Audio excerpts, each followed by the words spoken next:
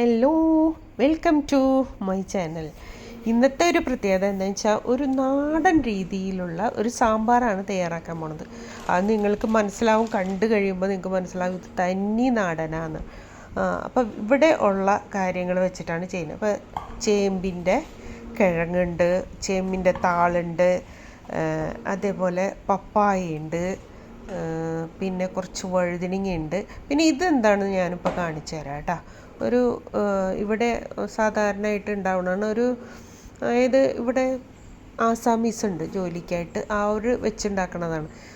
പീച്ചിങ് പോലെ ഇരിക്കും കണ്ടാൽ, അതിനൊരു സ്മെല്ലുണ്ടാവും. ഞാൻ മുമ്പ് കാണിച്ചിട്ടുണ്ട്, അപ്പോൾ അതും കൂടെ കട്ട് ചെയ്തിട്ടിട്ടുണ്ട്. അപ്പോൾ അത് സ്മെല്ല് പോവും തിളയ്ക്കുമ്പോൾ കേട്ടോ. പിന്നെ ക്യാരറ്റ് വാങ്ങിയതാണ്, ബാക്കിയൊക്കെ ഇത് തന്നെ. പപ്പായയാണ്. പിന്നെ കുമ്പളങ്ങ നമുക്ക് ധാരാളം ഉണ്ടല്ലോ, അപ്പോൾ കുമ്പളങ്ങ അരിഞ്ഞിട്ടിട്ടുണ്ട്. അത് ഒരു ഏതൊരു പാത്രത്തിലാണോയെന്ന് വെച്ചിട്ടുണ്ടെങ്കിൽ അതിൻ്റെ ഒരു 1/4 ഭാഗം കണ്ട് ഞാൻ കഷ്ണം ഇടും.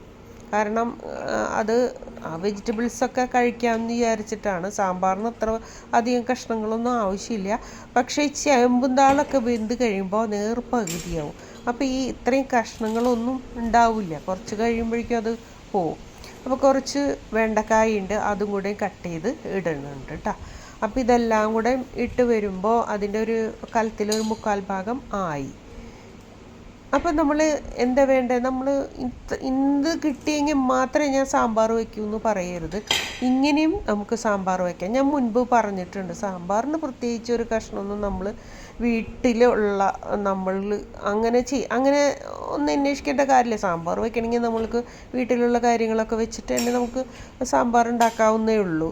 അപ്പം മഞ്ഞൾ ഇട്ടിട്ട് വേവിച്ച് എടുത്ത കുറച്ച് മഞ്ഞൾ ഇട്ടിട്ടുണ്ട്. പരിപ്പും ഇത്തിരി സവാളയും വെളുത്തുള്ളിയും കൂടി ഇട്ടിട്ട് 1 ഗ്ലാസ് പരിപ്പിന് 2 ഗ്ലാസ് വെള്ളം വെച്ചിട്ട് കുക്കറിലൊന്ന് 2-3 വിസിൽ, നിങ്ങളുടെ കുക്കറിൻ്റെ ഇതനുസരിച്ച് വെന്തിരിക്കണം പരിപ്പ്, എന്നിട്ട് വേവിച്ച് എടുക്കുക കേട്ടോ.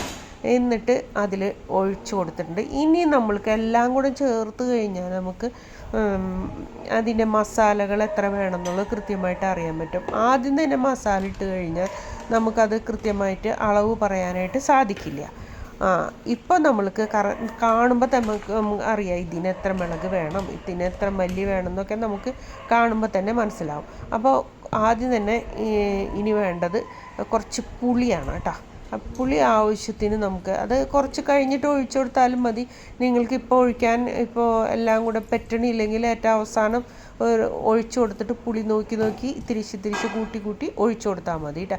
ഇപ്പം ഞാൻ കുറച്ച് പുളി ഒഴിച്ചു കൊടുത്തിട്ടുണ്ട്. എന്നിട്ട് വെള്ളം ഒഴിക്കുകയാണ് അതിൻ്റെ പാകത്തിനനുസരിച്ച്. അപ്പോൾ 1 ലിറ്റർ വെള്ളമാണ്, 1 ലിറ്റർ സാമ്പാറാണെങ്കിൽ 1 ലിറ്റർ വെള്ളം നമ്മൾ ഒഴിച്ചു കൊടുക്കണം കേട്ടോ. അപ്പോൾ വെള്ളം ഒഴിച്ചു കൊടുത്തിട്ടുണ്ട്. അപ്പോൾ അത് നോക്കുക. ആ കഷ്ണങ്ങൾ കഴിഞ്ഞ് ഒരു 2 വിരലെന്നാണ് പറയുക, 2 വിരൽ ഉയരത്തിലെങ്കിലും വെള്ളം വേണം സാമ്പാറിൽ. ഇതിപ്പോൾ എന്ന് വെച്ചാൽ ഇതിൻ്റെ എല്ലാം പകുതിയാവും. അതായത് ചേമ്പുതാളൊക്കെ വളരെ തിന്നാവും വെന്ത് കഴിയുമ്പോഴേ. അപ്പോൾ അങ്ങനത്തെ കഷ്ണങ്ങളാണ് ഇതിലേറെ ഇട്ടിട്ടുള്ളത്. പപ്പായ ആയാലും അങ്ങനെ തന്നെ. അപ്പോൾ വെള്ളം കുറച്ചും കൂടെ ഒഴിക്കുന്നുണ്ട്. ഇനി നമ്മൾക്ക് ഓരോന്നായിട്ട് മസാലകൾ ചേർക്കാം. അപ്പോൾ ബ്രാഹ്മിൺസിൻ്റെ സാമ്പാർ പൊടിയാണ് ഞാൻ ചേർക്കുന്നത്. 3 ടേബിൾ സ്പൂൺ ഫുള്ളായി തന്നെ ഇട്ട് കൊടുക്കുന്നുണ്ട്. ഈ സാമ്പാർ പൊടി ചേർത്താലും നമ്മൾ മസാല വേറെ ചേർത്ത് കൊടുക്കണം കേട്ടോ. അപ്പം ഇതിട്ടു എന്ന് വിചാരിച്ചിട്ട് മുളകും മഞ്ഞളും ഒന്നും സ്കിപ്പ് ചെയ്യരുത്. അപ്പോൾ മഞ്ഞൾ ഇനി 1 ടേബിൾ സ്പൂൺ മഞ്ഞൾ ഇട്ട് കൊടുക്കുക കേട്ടോ. പിന്നെ വേണ്ടത് മുളക് പൊടിയും 1 ടേബിൾ സ്പൂൺ ചേർത്ത് കൊടുക്കാം. അപ്പോൾ എരിവിന് ഇനി കുറച്ചും കൂടി എരിവ് വേണമെന്നുണ്ടെങ്കിൽ നമ്മൾ 1, 2 അല്ലെങ്കിൽ 3 പച്ചമുളക് കൂടി കീറിയിടാം. നല്ലൊരു ഫ്ലേവറും കിട്ടും, സ്വാദും കൂടും.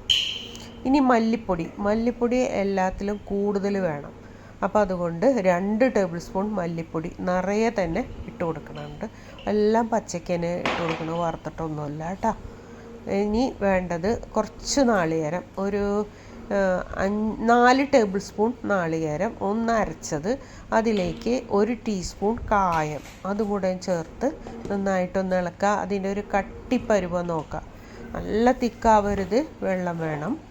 നന്നായിട്ട് ഇളക്കി നോക്കുക. ആവശ്യമുണ്ടെങ്കിൽ നമുക്ക് വെള്ളം ചേർത്ത് കൊടുക്കാം കേട്ടോ. ഇനി ആവശ്യത്തിന് ഉപ്പിടണം. ഇതുവരെ നമ്മൾ ഉപ്പിട്ടിട്ടില്ല. ഉപ്പിട്ടതിന് ശേഷം നമുക്കൊന്ന് നോക്കാം, രുചിച്ച് നോക്കാം. അപ്പം അറിയാം ഉപ്പോ പുളിയോ എരിവോ എന്താണ് ഇനി കുറവെന്നുള്ളത് കേട്ടോ. അപ്പോൾ ആവശ്യത്തിനുള്ള ഉപ്പിട്ടു. ഇനി നന്നായിട്ടൊന്ന് ഇളക്കിയിട്ട് നമുക്ക് നോക്കാം എത്ര ഇനി വല്ലതും വേണോ എന്നുള്ളത് കേട്ടോ. അപ്പോൾ അതൊന്ന് നോക്കാം. ഒരു നുള്ള് പഞ്ചസാരയോ ശർക്കരയും കൂടെ ഇടാം കേട്ടോ. ഇപ്പോൾ കറക്റ്റാണ്, എല്ലാം കറക്റ്റാണ്. ഇനി ഞാൻ നേരെ ഇതെടുത്തിട്ട് നമുക്ക് അടുപ്പിലേക്ക് വെച്ച് തിളയ്ക്കാൻ വയ്ക്കാം. ആ നേരം കൊണ്ട് നമുക്ക് പോയിട്ട് കുറച്ച് മല്ലിയുടെ ഇല പൊട്ടിച്ചെടുക്കാം. ഇത് ആഫ്രിക്കൻ മല്ലിയാണ്. ഞാൻ പറഞ്ഞില്ലേ വീടിൻ്റെ മുറ്റത്ത് കുറച്ച് വെച്ചുണ്ടാക്കിയാൽ നമുക്ക് ഓടിപ്പോയി പൊട്ടിക്കാം. ഇത് കാലത്തിൽ നമ്മൾ തിളയ്ക്കുമ്പോഴേക്കും ഇത് ഓടിപ്പോയി പൊട്ടിക്കാം. നമ്മൾ കറിവേപ്പിലൊക്കെ വെച്ചുണ്ടാക്കുന്ന പോലെ തന്നെ ഇതും വെച്ചുണ്ടാക്കുക. നന്നായിട്ടുണ്ടാവും നമ്മളെ വീട്ടുകളിലൊക്കെ ഇത് വെച്ചുണ്ടാക്കിയാൽ കേട്ടോ. ആവശ്യത്തിന് നമുക്ക് പൊട്ടിച്ചെടുക്കാം. മല്ലി എപ്പോഴും അങ്ങനെ ഉണ്ടെങ്കിൽ സുഖം. മറ്റേത് നമ്മൾ വാങ്ങിച്ച് കൊണ്ടുവന്ന് വെച്ച് കഴിഞ്ഞാൽ സൂക്ഷിച്ചില്ലെങ്കിൽ അത് കേടായി പോകും. കുറച്ചും കൂടി കറിവേപ്പില ഇടാം. എന്നിട്ട് നമുക്ക് നന്നായിട്ടൊന്ന് കുത്തുമണം പോണ വരെ ഇത് തിളച്ച് മറിയണം കേട്ടോ. നന്നായിട്ടൊന്ന് തിളയ്ക്കട്ടെ. അപ്പോൾ ഒരു നാടൻ സാമ്പാർ തന്നെയാണിത്. എല്ലാ വെജിറ്റബിൾസും ഉണ്ട്, എല്ലാം നല്ലതാണ് നമുക്ക് കഴിക്കുന്നത് കേട്ടോ. അപ്പോൾ അതുകൊണ്ടാണ് കൂടുതൽ കഷ്ണങ്ങളൊക്കെ ഇടുന്നത് ഞാൻ. അപ്പോൾ ഇന്ന് ഇവിടെ പണിക്ക് കുറച്ചും കൂടി ആൾക്കാരുണ്ട്. അപ്പോൾ ഒരു നല്ല പഴുത്ത തക്കാളി കൂടെ ചേർത്ത് കൊടുക്കുന്നത്. അപ്പോൾ കുറച്ച് ദിവസം ഇവരുണ്ടാവും. അതായത് മഴക്കാലം കഴിഞ്ഞുല്ലോ, അപ്പോൾ ഇനി വേനൽക്കാലമായി. അപ്പോൾ ഡ്രിപ്പിൻ്റെ ഇട്ടതൊക്കെ കറക്റ്റാണോ എന്ന് നോക്കണം. പുതിയതിന് വെച്ച ചെടികൾക്കൊക്കെ രണ്ടാമത് ഡ്രിപ്പ് ഇടണം. അതിനൊക്കെ പണിക്കാർ കുത്താനും കുഴിക്കാനും ഒക്കെ ഉണ്ട് ആൾക്കാർ. അപ്പോൾ അവർക്കൊക്കെ ചോറ് കൊടുക്കണം. പിന്നെ ബ്രേക്ക്ഫാസ്റ്റ് ഉണ്ട്.